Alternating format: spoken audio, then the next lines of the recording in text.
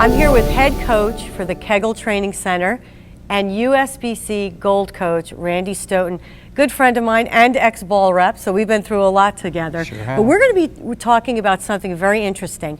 You know, we roll the bowling ball down the lane and we don't like our ball reaction and we're blaming it on the lane pattern, or physically I'm grabbing at it and I'm not throwing it good. But really, there's that unforeseen playing field called topography of the lane that we can't see, that's really causing some of that reaction. No doubt about it. And as many years as you and I spent out on the big tours, we never really considered it. We always thought that the lane was flat, and then it was even from pair to pair, shot to shot was going to be, the only difference was going to be us.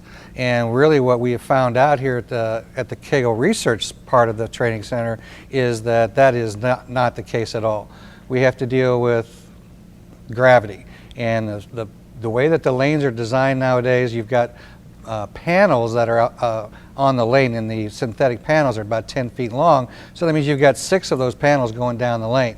The odds of those panels being totally flat are about 0, and that's what our research here at the training center and our tech staff that goes out on the road and does lanes for all the international events as well as the USBC events has proven that there is no such thing as a flat lane. They've all got difference insofar as crowns and depressions that are invisible to us, the bowler, and our only means to that information is through ball motion. Okay, and you've got some great graphs. So let's take a look at the lane topography graph and learn why our reaction is the way it is. Here we are at a computer screen showing a computer-generated lane graph. At the training center, we've developed a machine called the Lane Mapper, and it literally goes down the lane, very similar to a lane machine that would put oil down, only its function is to read the levelness of the lane going from side to side and front to back. And what we've done here on lanes 7 and 8 is we've intentionally changed our lanes to create a scenario where the lane in this case here is tilted from left to right by 040, and over here we've got a lane that's tilted from left to right, 040 to the right side, and it's 040 to the left side. So here's our crown, if you will, and of course a crown is going to make the lane keep the ball from wanting to go to the head pin. You're going to be bowling uphill whether you're right-handed or left-handed, so the change of direction is going to be dramatically changed if indeed the other lane that you just bowled off of was completely different than that, which is what this lane would be for a right-handed bowler, because you can see the yellow right here means that the lane is tilted to the left. And so now you've got this nice little dish effect, if you will. I got the lane going this way, and I've also got the lane going that way, going straight up second arrow. So if I get the ball right of second arrow, I'm going to get recovery because the lane is tilted from right to left, and it's going to push the ball back towards the head pin. And if I miss in, it's going to push the ball to the right, and it's going to send the ball back to that outside dish. And now it's just a beautiful thing. It's like you're bowling in a bathtub and you can't miss. But over here with it's the color completely opposite. it's just the opposite. Absolutely. Where now if I do throw the ball to the right, it goes further right. Exactly. Yeah, it's just never getting to yeah, the so head this pin. is going to be a much more demanding shot than what this is. It's going to take better shot making. But even more importantly is this is lane 7 and this is lane 8. Well, lane 7 is giving me recovery and lane 8 is saying don't do that. But if you get into that mindset like we talked about before, it's my fault, and you don't ever blame the lane, then you're never going to find the shot, because you're always going to be searching for the reason why within yourself when the whole time it was a lane. So it's key to finding out maybe where you're bowling, like we had talked about earlier. Find out where you're bowling. What is the lane surface? What is the topography? So that when I do hit this pair, as you're saying 7 and 8, I know what lane 7 is going to do, and I know what lane 8 is going to do, and I myself can make the changes to my physical game, equipment, or how I'm going to attack that Absolutely. pattern Yeah. to get through this pair and then move on to my next pair and not have any, hopefully detrimental games that will, hinder my tournament performance. Exactly. So the knowledge of this beforehand would be a big advantage to have, and we could provide that information now because we have the lane mapper, and it only takes about 2 minutes for that machine to go up and down the lane. So in the international events right now, we have a guy that is doing just that, and he's putting together a lot like your golfers go out and they pull that little book out of the back pocket. This hole is this length and the sand trap is this far away. You can get all that kind of information based off of this lane graph ahead of time, so that when you go from pair to pair, you know what the lane shape is like, and that can go a long way in making you make good decisions about what to do because you have a bad ball motion. So that's a great tip. No matter whether you're bowling a local tournament or going to the Open Championships, try to learn as much as possible about the bowling center that you're going to so that you could be better prepared. One of the major things that John Davis wanted to accomplish by building the Kegel Training Center was to find out if he could make a lane completely level from front to back, because all of his testing had shown that none of those things existed. So the geniuses here at the Kegel Training Center developed a system that produces a concept of bicycle chain, of which there's 2.5 miles of bicycle chain underneath our lanes, attached to frameworks that are attached to bolts. And by adjusting these bolts up and down, it takes the framework and tilts it from side to side or front to back. Again, the ultimate goal was to create a scenario of a totally flat lane. However, what we found out, because there is no such thing as a flat lane, we wanted to produce a scenario where we can imitate a dish effect, or we can imitate a crown effect, and show the differences to our bowlers. When you get into a certain scenario where the ball just doesn't want to recover on one lane, or it overhooks on another lane, that the reason isn't you, but it is in fact the lane. So what we're going to do here is we're going to go through this and just kind of show you the process that took place in the construction of the training center back in 2003. And again, you got it on. We have it here on all 12 of our lanes, and it's just it's an amazing concept, and the expense was ridiculous to say the least. So nobody else is going to want to do this or duplicate this just due to the expense. And there's your bolts, and there's your framework that the lane is going to be adjusted by and through, and there's just the lanes going over the top of it and the approaches. So that's what is in the underbelly of the training center here, going across all 12 lanes. The lane topography is very, very important to the end result of ball motion, and keep your mindset going in that direction, especially in tournament competition. Don't ever blame yourself if you're not for sure. Okay, here we have Katie Thornton, and she's bowling on lane 8, which is the uphill lane. And she hasn't actually bowled on lane 7, but she's trying to line up based off of the 41-foot pattern.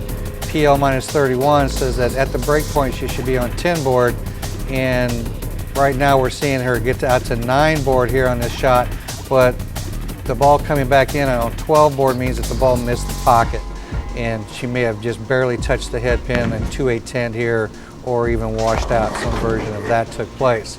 So in the process of adjusting, we're starting to move, and the direction that we want to move is to the left. We want to get closer to the pocket on a sport environment, which is what we have down. So the first time she did it, she got a little bit left, but the ball went further right, and her launch angle increased because of that.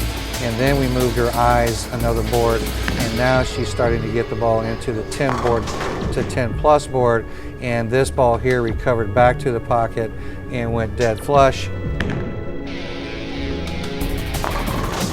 then this ball here, even though it got out to 9, it recovered down lane and got back to the head pin and came in light, as did this shot right here. So by making a physical adjustment to the PL minus 31 based on ball motion, we were able to get her into the pocket on 3 consecutive shots with 2 shots of experience, based on the fact that we just knew that the lane was not giving her the recovery that PL minus 31 would indicate, and we adjusted accordingly. And here we have Katie on lane 7, which has got more of a downhill topography to it where the dish is in effect right around second arrow. And on her first shot, we had her do exactly what she was trying to do on lane 8 that was hanging on her, and she did a very good job of it. She kept her launch angle the same. Her speed was really, really close. At the arrows, she's within a half a board. But when the ball goes down lane, it's starting to read the lane sooner. The launch angle right through here in this mid angle, it says minus 0.7, this is minus 0.3. So again, that means that the ball is starting to read the lane and straightening up. And then right here, this information here at the break point, 34 feet versus 42 feet, and 9.8 board versus 9.1. The board location is very close, but the distance factor is extremely different. We're talking 8 feet difference on the lane, which of course being sooner means that the ball is going to get to the pocket. Our entry angle goes up from 1.6 to 2.6. Our entry position goes from 12.19 to 16.02. So the ball again has more time to recover on the lane because of the topography, getting the ball to read sooner, and now the ball motion is being altered by that distance time, and everything else being the same, we get a totally different result.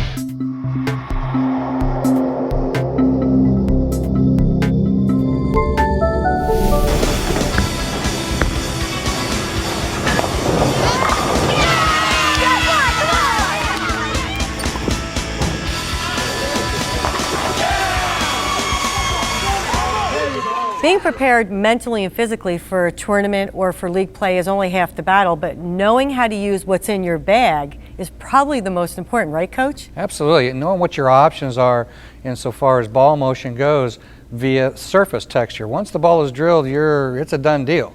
So your only option after that is surface texture adjustments. And most people don't have that concept ingrained in their daily use of their equipment. They'll go buy a ball that has more surface on it off the shelf, or they'll go buy a ball with less surface off the shelf, as opposed to taking a ball that they've already got and adjusting that surface according to the needs that would get them going in the right direction in the moment. And that's what we're going to show you here, is how to deal with that and how to recognize when you need to do it. And that's at every level of play, whether you're a beginner bowler or a tournament bowler and very competitive. Just changing the surface ever so slightly can give you such a different ball reaction, and once again create confidence and allow you that free swing and give you a better reaction in which you're going to score better. Absolutely. If what you're doing isn't working, you got to try something else. You know, exactly. It's pretty easy to come up with that. And going and buying another ball isn't the only answer.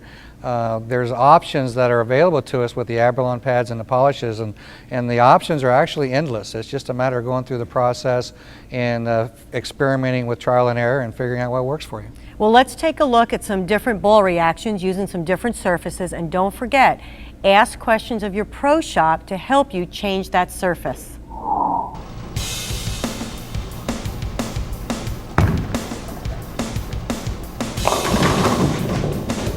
So what we're going to do here is we're going to take Diana's shiny bowling ball that wasn't quite getting up the hill there, and we're going to add some texture to it with an Abralon pad that has a 2000 grit to it. And we're going to do it here and just circle the ball. And what I like to do is I like to follow the ball track. So I'm going to start at the fingers and move myself around and get the entire ball. And now we've got a completely different textured bowling ball. And we're going to use the back side of it to get the dust off of it. And now we've got something that's a little duller texture, and we have something that should read the lane sooner and get our ball to go to the pocket without changing lines.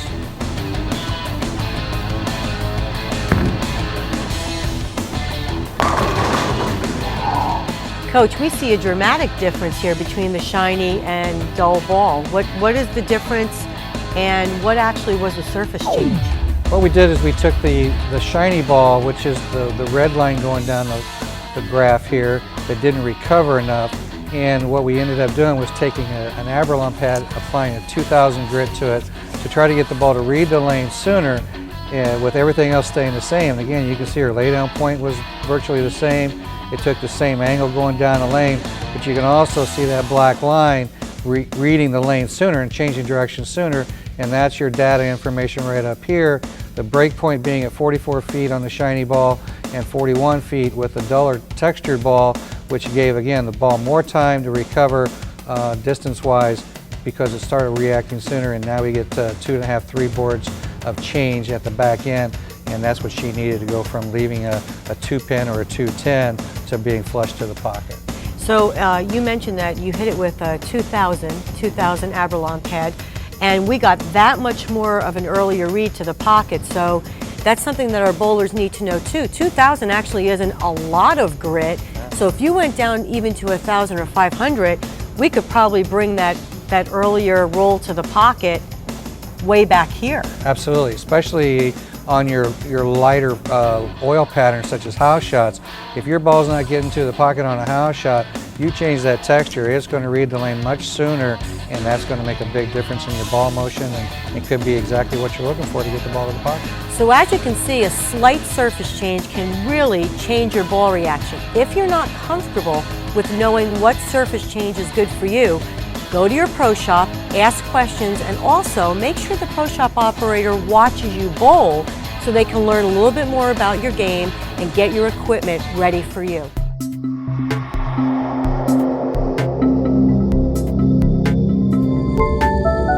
Okay, Coach, we're getting ready to go to a tournament, whether it be singles or team. Instead of just practicing and thinking I'm prepared, there's a lot more that we can research to be better prepared for this tournament, correct?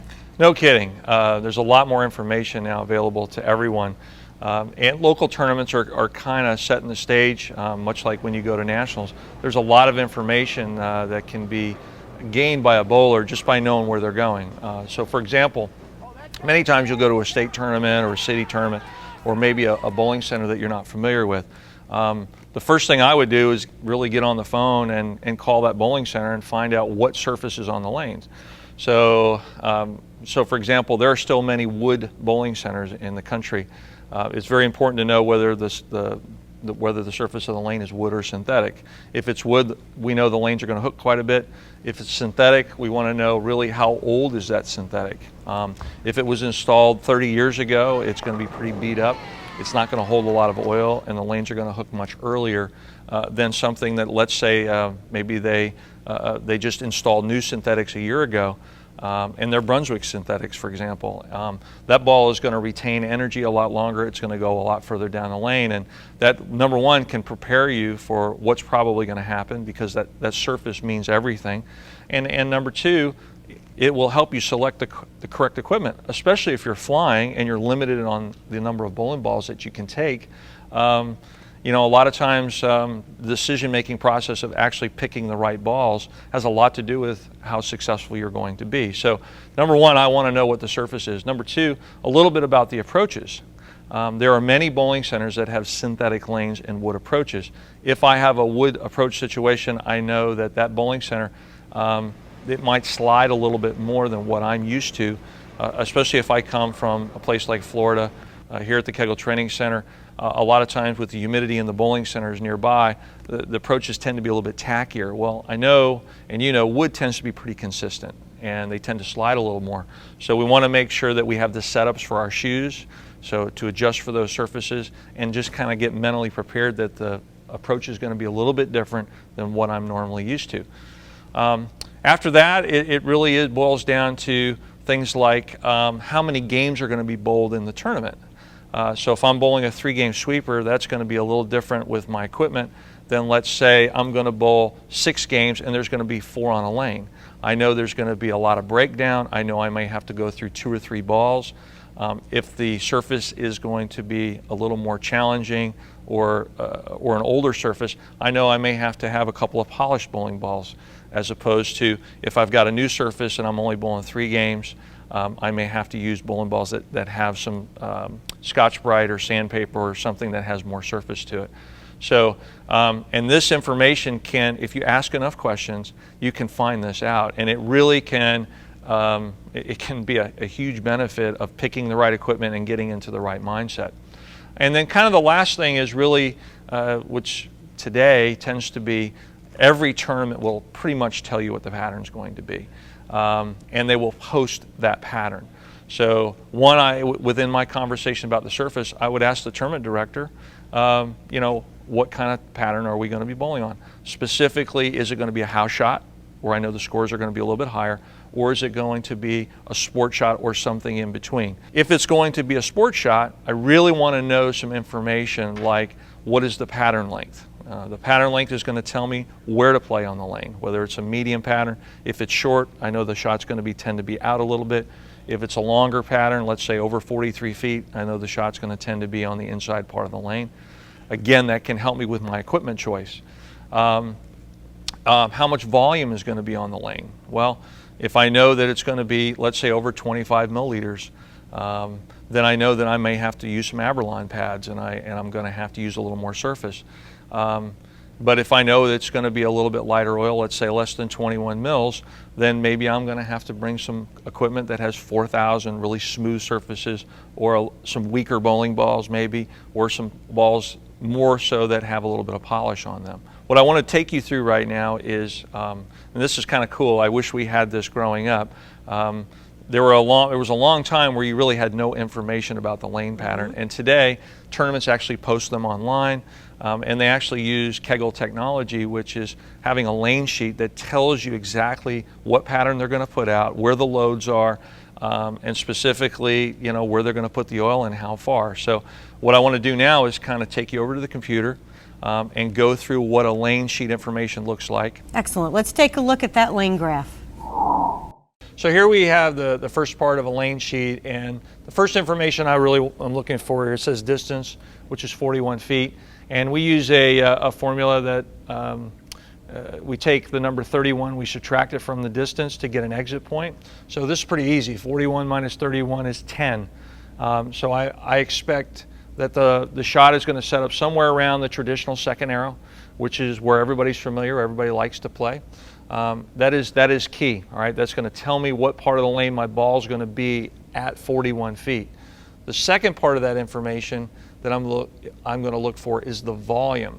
Again, the volume is going to tell me a little bit about how much oil is on the lane, and what kind of balls I'm going to use, and what kind of surface preparation. So for this, we're on the higher end, 26.05 mils. That's on the higher end of volume. So I know I'm going to be using a little bit of surface, maybe 1,000, maybe 2,000 out of the gate on the fresh, because there's going to be quite a bit of oil on there. And in this case, it's the USBC Open Championships, the team, which I know that surface in that particular center is very good, Carolyn. So I'm probably going to start with a ball with 1,000. Well, I was going to say, we just got back from the Open Championships, and one of the questions I would have is, now it says 41 feet. Mm-hmm. So if we use the rule of thumb, we should, like you said, be playing somewhere around 10. When we bowled, because it's a fresh pattern, everybody's bowling on fresh, we actually played a little bit further to the right with that 1,000 surface. So we started around the 5-6 area. So like you said, it's a general rule, but yet that surface is probably going to dictate where we started, and also we were on a fresh pattern, correct? Sure, and also, one of the other variables is topography.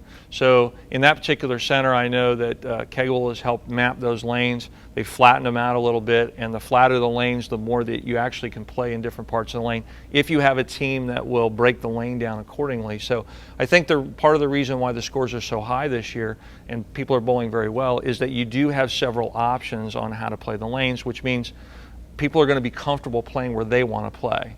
And I think that plays a key role into this year's pattern. So then two things we did touch on is the team playing the same part of the lane, which can definitely break it down, create high scores, and being prepared with your equipment, and have a little bit of an open mind where, even though it might say the rule of thumb is 10, right, try different parts of the lane just in case there's something there, and then once the team decides, stick to your game plan. Yeah, just keep an open mind. Start where you're going to start, but if it's not working, look around and see who's hitting the pocket, and definitely want to keep an open mind, because you got to have a starting point that statistically works. So you're absolutely correct.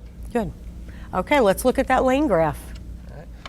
So if we click here, and now we are going to go to the shape, what I'm going to get out of this is this first graph up here is actually, if you were to take a squeegee from the back of the lane and push that squeegee where all the oil piled up on the foul line, that would be the shape of the pattern. So you can see here, it's actually fairly defined where the oil is. The higher point equals more oil, the lower point equals less oil.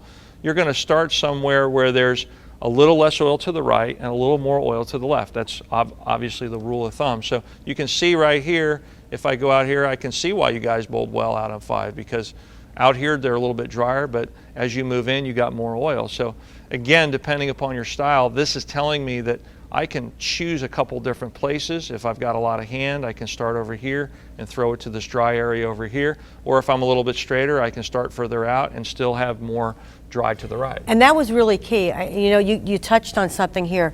One of the things that I know we looked for, because we, you know, for myself especially, a little bit of a lower rev rate, I want to see my ball hook. So I did play further to the right because I did get that little bit of bump where then I'm like, okay, now I can adjust my surface and make my move. So that's key, finding out where your ball is making that motion to the pocket. So if we scroll down here a little bit, you can see here's a top view. This would be like if the oil was colored and you were looking down from the top of the ceiling down, you can actually see where the oil is. The darker the it means that there's more volume. The lighter the color means there's less volume. And you can see here that there's a really defined place on the lane right here at about 20 feet, and again down the lane at about 30 feet. So the shot is going to set up somewhere along this line, and depending upon your style and what kind of ball you want to throw, you're going to have some options on whether to start deeper into the oil and throw it out to here, or actually play a little bit straighter on this line. The other thing that I noticed was when we did start with a little bit of surface on the bowling ball, like you said, you kind of burn up that area or create that spot for the team. We didn't really have to move much on the lane. One of the things we did opt to do was ball up, go to something a little less aggressive with a little less surface and stay in that same area. What do you think about that philosophy? Well, that's, yeah, again, if the lane allows you to do it and you guys have the skill level to do it, that's certainly an option. But one of the reasons why that's happening is the oil that they're using at the championships is a new oil from Kegel. And this particular oil, ice, tends not to break down as fast. So in years past, when teams have gotten on top of each other, the dry got so dry so fast that you actually had to move quickly. This year, again, I think part of the reason why people are scoring a little bit better is they don't have to make as fast of adjustments as they have in years past. With all this information, it at least gives us an idea, but don't forget, still watch your ball reaction and make your own judgment according to your game.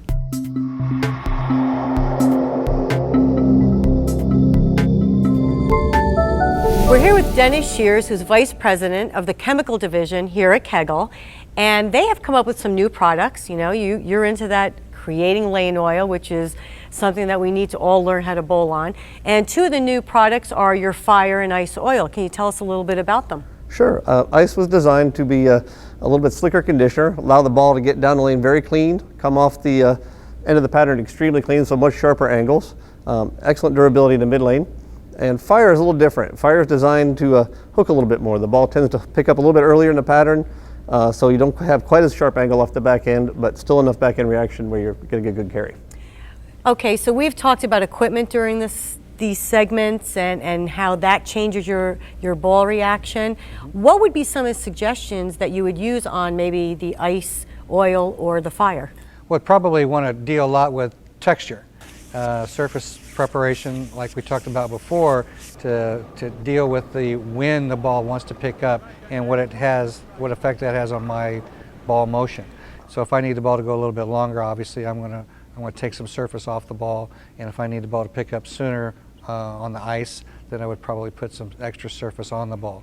All things being equal, of course, the pattern being the same length and the same volume would go a long way into deciding which way to go with that as well. Okay, Dennis, let's talk a little bit about transition. Give me some examples of what the transition difference would be on fire and ice. Sure, on ice you're going to see a little later transition. The hole's not going to be as big, so as you move in a little bit, the ball's going to tend to want to, as the heavier part of the oil, the ball's going to want to push a little bit stronger to get to that. So you have to worry about a little bit of over-under reaction right there. Where on fire, it's just going to open up a little bit more. You're not going to get as much over-under reaction. The ball's going to read really well throughout the pattern, so you're not going to see that drastic over-under. So I just got done competing at the Open Championships and the Women's Championships, and what I saw was in the team part of the Open Championships, pattern was a little longer. We bowled on the ice, oil, so I needed a ball to roll up a little sooner. I used a little bit more surface, but I could stay in the same part of the lane. As compared to the women's, I had to actually ball up and not use as much surface. I had more of a defined hook spot. What would be some of the moves I would make off that type of scenario? Well, I think again on the ice, when you're dealing with a slicker oil, your over-under becomes the prevalent ball motion that you got to deal with. So you're looking for controllability, and texture is going to be one of those things that actually gives you that controllability. When the fire is on the lane and you've got a little earlier traction, now your motion is going to be automatically smoother because the ball is reading the lane sooner. So now I can change my angles to that spot, increase my inside out angle, and take advantage of that early read. And then again on the ice, my biggest concern on ice is making sure that I got controllability of that break point so that I can have predictability on ball motion to get that confidence level up so I know I'm going to hit the pocket.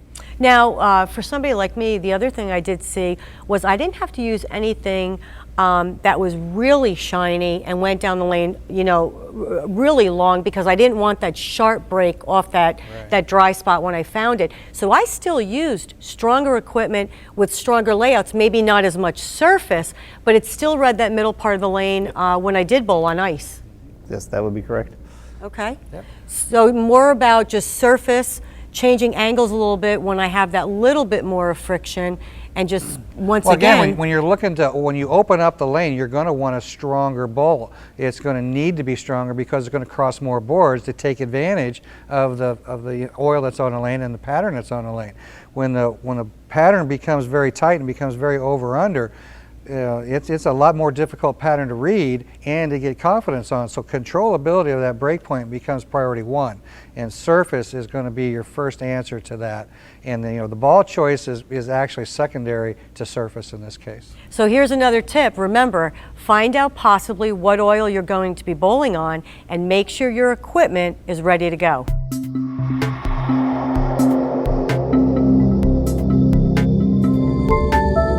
Coach, I know you guys here at Kegel use the three-point targeting system with Quiet Eye. Tell us a little bit about the process and how you incorporate that into your coaching.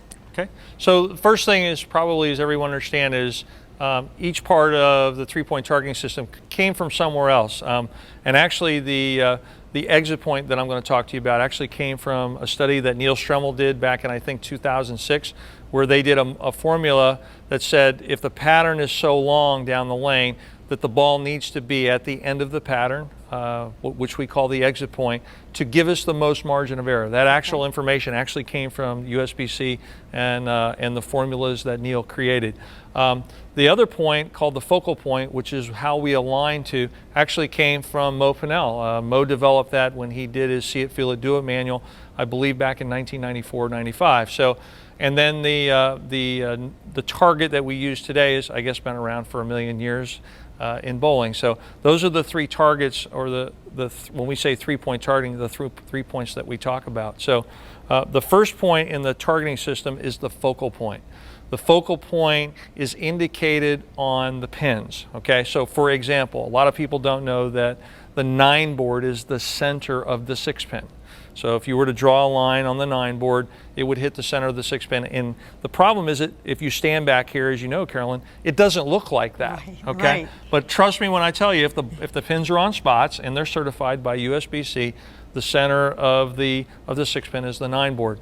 Well, if you take that out and you look at the upper right, the lower right, the center, the lower left, and the upper left, each one of those places on the pin has a board connected to it.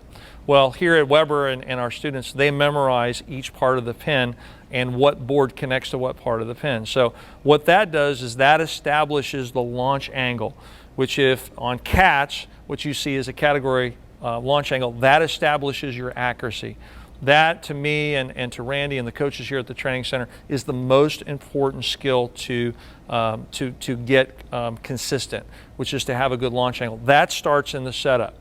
Okay, so the bowler is actually going to aim his body at a potential focal point that's going to establish the swing line. okay? The second point actually puts you in the right part of the lane, which is the exit point, as we talked about before. So what you have to do is you have to know the length of the pattern to do that. So for example, a typical medium pattern, which we all bowl on, is 40 feet. 40 minus 31 is 9. Now where that 31 comes from is Joe Slowinski actually looked at Neil's data, and he found that if he took the number 31 and subtracted that from the pattern length from his data, that the number 31 worked in every single one of Neil's examples. So that's where we got the number 31 from. So if you take the pattern length, subtract 31, that gives you a number. 40 minus 31 is the 9 board. What did I just say? The center of the 6-pin is the 9 board. Right. And then what we do is we draw the straight line back. The 9 board is actually 1 board right of the second arrow, which we all grew up bowling around. And then 6 boards is the distance between your ankle and the bowling ball. So the ball is approximately 8.5 inches around. Divide that by 2, add a board or so for space, and you have approximately 6 boards. So if you slide on the 15 board and you want to go straight up the 9 board, that literally gives you a straight line.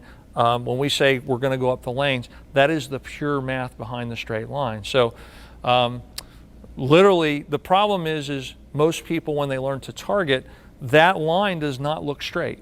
It actually looks like the line actually hits them somewhere here in the middle of the sternum, and that's where the confusion happens, and that's where people get misaligned. Getting lined up correctly in your stance, it really is a perception thing. You know, for myself, using myself as an example, I do see the lane pretty straight. So when I hold the ball down next to my ankle and I see that space, when I'm playing straight up the lane looks straight, and I do feel like I'm in line, as you were using that 9 board with the 3-pin. I would see that, but once I open up my stance, it changes my whole perception of the lane. Right. So it's just really trying to get used to that visualization and playing around with becoming more comfortable in your stance. But if you are lined up correctly and your swing is in line, it should make it a lot easier. Well, of course, and when everything is in a line, the ball will tend to go where you want it to go without you trying to get it to go there. And that is the beauty of when everything goes from being misaligned and having a swing behind your back to actually when things start to come in line. The comments from customers and and bowlers from all types and all skill levels is it's much easier. The ball feels lighter, the rev rate goes up. Oh my God, I can hit the target much easier, and so on and so on. Just unbelievable comments from such a very basic fundamental that we all learned back in junior bowling. Again, if there's some misalignment in the beginning, is to realign the body and realign the eyes to get used to the new alignment. And that can sometimes literally happen in 15 minutes. Other times it might take a couple of hundred games to actually get used to it. So actually, in reference to that, when you're saying picking your focal point, that could actually be done in your pre-shot routine. That's correct. You already know what you're going to do. Right. So this actually goes back to what we talked about from the very beginning, keeping it simple. You already know the 3 things you have to do. You've already decided it, and once you step on the approach, just get that body in alignment, draw your line, make the shot.